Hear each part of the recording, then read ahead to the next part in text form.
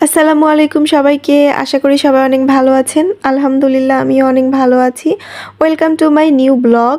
আজকে আমি চলে যাচ্ছি আমার বাবার বাড়িতে ভোট দেওয়ার উদ্দেশ্যে।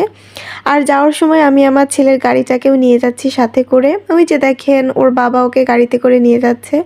আসলে আমার বাবার বাড়ি খুব একটা দূরে না, এই জন্য ভাবলাম গাড়িটাও নিয়ে যাই। কারণ ওইখানে আমার বোন আর ওর মেয়ে আছে, ওর মেয়েরও একটা গাড়ি আছে। তাই ভাবলাম দুজনকে গাড়িতে চড়িয়ে আমরা একটু ঘোরাঘুরি করব। এখানে দাঁড়িয়ে আছি হচ্ছে গাড়ির জন্য, গাড়ি আসলে আমরা উঠে চলে যাব। আমার ছেলেও বেশ অনেক খুশি, ওর গাড়ি নিয়ে যাচ্ছে এই জন্য। এরপর আমরা একটা অটোতে উঠে পড়েছি। দেখেন আমার ছেলে কত খুশি নানু বাড়িতে যাওয়ার জন্য। যদিও এখন বুঝতেছে না আমরা কোথায় যাচ্ছি, ও শুধু ভাবছে যে বেড়াতে যাচ্ছি, এতেই খুশি।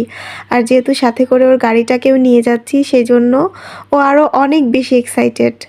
এই যে দেখেন পা দুলাচ্ছে কত সুন্দর করে।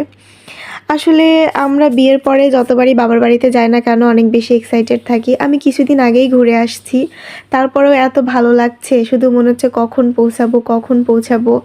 বাবার বাড়িতে যাওয়ার কথা মনে উঠলেই এত ভালো লাগে, মনে হয় যে দৌড়ে চলে যাই। আরও যদি কাছে হতো তাহলে অনেক ভালো হতো।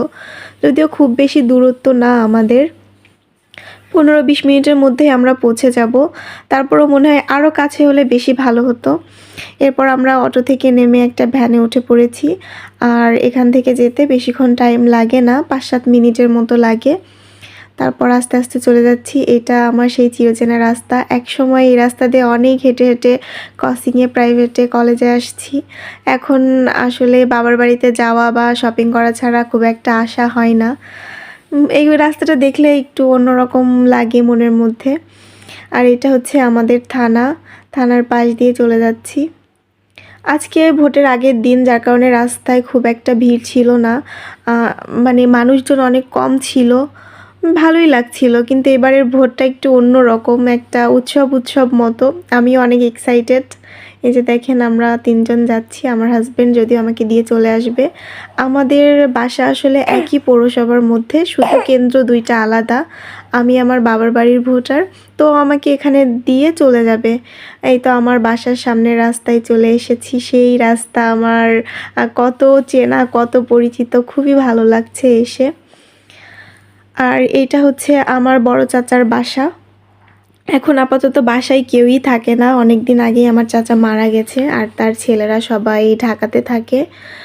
তো বাসাটা এখন মনে করেন ফাঁকাই থাকে। এই যে চলে এসেছি আমার বাড়ির রাস্তায়, গলিতে। এটা আমার বাড়ির গলি। ওই যে আমার বাবা দাঁড়ায় আছে আমার ছেলের জন্য। বাবারা আসলে এরকমই হয়, যখনই আমার আসার কথা হয় সবাই রাস্তার